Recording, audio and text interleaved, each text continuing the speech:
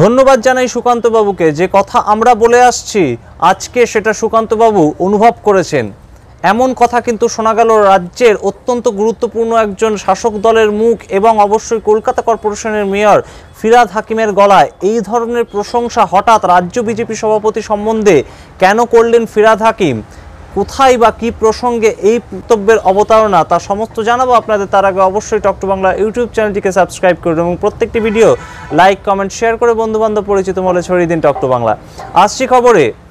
সুকান্ত মজুমদার কিন্তু অত্যন্ত গুরুত্বপূর্ণ একজন চরিত্র এবং সেই জায়গা থেকে তিনি কিন্তু বর্তমানে শুধু বিজেপির রাজ্য সভাপতি নন, তিনি কিন্তু কেন্দ্রীয় একজন প্রতিমন্ত্রী হিসেবে তার দায়িত্ব পালন করছেন।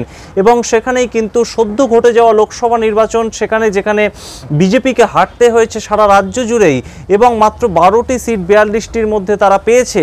তারপরেও কিন্তু এক মাস কাটতে না কাটতেই রাজ্যে যে 4টি কেন্দ্রে উপনির্বাচন হলো, বিধানসভা উপনির্বাচন, তাতেও কিন্তু 4-0-তে হারতে হয়েছে বিজেপিকে। এমনকি নিজেদের আয়ত্তে থাকা বাগদা মতন সিটও কিন্তু হারিয়েছে বিজেপি। তারপরেই কিন্তু সুকান্ত মজুমদারের মতন রাজ্য সভাপতি এবং অত্যন্ত গুরুত্বপূর্ণ নেতা, তিনি কিন্তু কর্মী সমর্থকদের উজ্জীবিত করার ক্ষেত্রে অত্যন্ত তৎপর ভূমিকা গ্রহণ করেছেন এবং শ্রীরামপুরে তিনি গিয়েছিলেন কিন্তু একটি সভায়, এবং কর্মীদের একটি সভায় গিয়ে কিন্তু তিনি সিবিআই এবং ইডির মতন যে কেন্দ্রীয় এজেন্সি সংস্থা আছে তাদের কথা টেনে কিন্তু তিনি বলেন যে সিবিআই ইডি দিয়ে কিছু হবে না। তার কাছে বিভিন্ন সময় বিভিন্ন কর্মীরা আবদার করে যে সিবিআই দিয়ে একে ধরিয়ে দিন, সিবিআই দিয়ে ওকে ধরিয়ে দিন, গ্রেফতার করিয়ে দিন, কিন্তু তাতে কিন্তু কিচ্ছু হবে না বলেই জানাচ্ছেন ডক্টর সুকান্ত মজুমদার, বিজেপির রাজ্য সভাপতি। তিনি আরও বলেন এই প্রসঙ্গে যে অনুব্রত মণ্ডল জেলে ছিল না, তাহলে আমরা বীরভূমে জিতলাম না কেন?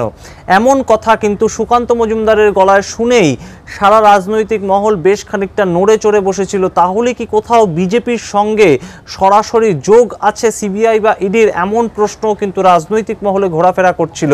সেই জায়গা থেকে কিন্তু এবার তৃণমূলের তরফে খোঁচা দিতে ছাড়লেন না ববি হাকিম অর্থাৎ ফিরহাদ হাকিম। এবং অবশ্যই আমাদের মনে রাখতে হবে যে ববি হাকিম কিন্তু কলকাতা কর্পোরেশনের মেয়র এবং আগামীতেই 2025 সালেই কিন্তু মেয়রের ভোট আছে, অর্থাৎ কলকাতা কর্পোরেশন সহ বিভিন্ন পৌর নিগমে ভোট আছে। ঠিক তার আগেই ফিরহাদ হাকিমের গলায় সুকান্ত মজুমদারের বক্তব্য টেনে অত্যন্ত গুরুত্বপূর্ণ কিছু কথা আমরা শুনলাম। কি সেই কথা কোট আনকোট শোনাবো আপনাদের।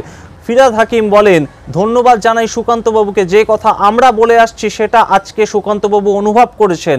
মানুষ শেষ কথা বলে, কেন্দ্রীয় এজেন্সি শেষ কথা বলবে না।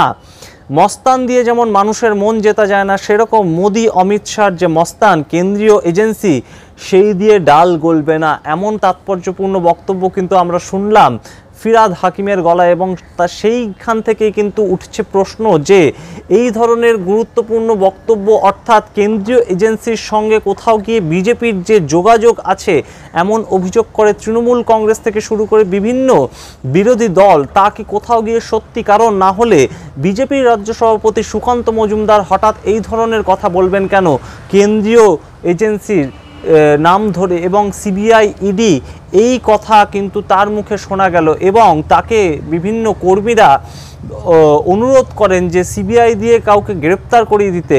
সেই প্রশ্ন কিন্তু এখন উঠছে অত্যন্ত গুরুত্বপূর্ণভাবে রাজনৈতিক মহলে। এবং অবশ্যই 26-এর যে বিধানসভা নির্বাচন আছে সেখানে তৃণমূল বেশ খানিকটা এগিয়েই থাকছে বলেই মনে করছে কিন্তু রাজনৈতিক মহল। এবং গত যে লোকসভা নির্বাচন এবং 4টি বিধানসভার উপনির্বাচন, তার যে ভোটের ট্রেন্ড, সেই জায়গা থেকে কিন্তু বিজেপিকে বেশ খানিকটা আরও কোমর বেঁধে তৈরি হতে হবে এবং বিজেপিকে সাংগঠনিকভাবে মজবুত হতে হবে, এমনই কিন্তু নিদান দিচ্ছেন ডক্টর সুকান্ত মজুমদার, রাজ্য বিজেপির সভাপতি। আমরা অবশ্যই নজর রাখবো যে পরবর্তীতে বিজেপি কিভাবে নিজেদের রাজ্য সভাপতি নির্বাচিত করে এবং তার নেতৃত্বে বিজেপি কতটা নিজেদের ভোল বদল করতে পারে 26-এর নির্বাচনকে সামনে রেখে। রাজনীতিতে যে কোনো সময় যা কিছু ঘটতে পারে এবং সমস্ত কিছুর আপডেট পেতে অবশ্যই নজর রাখুন টক টু বাংলা পর্দায়। ভুলবেন না টক টু বাংলার ইউটিউব চ্যানেলটিকে সাবস্ক্রাইব করতে। ধন্যবাদ।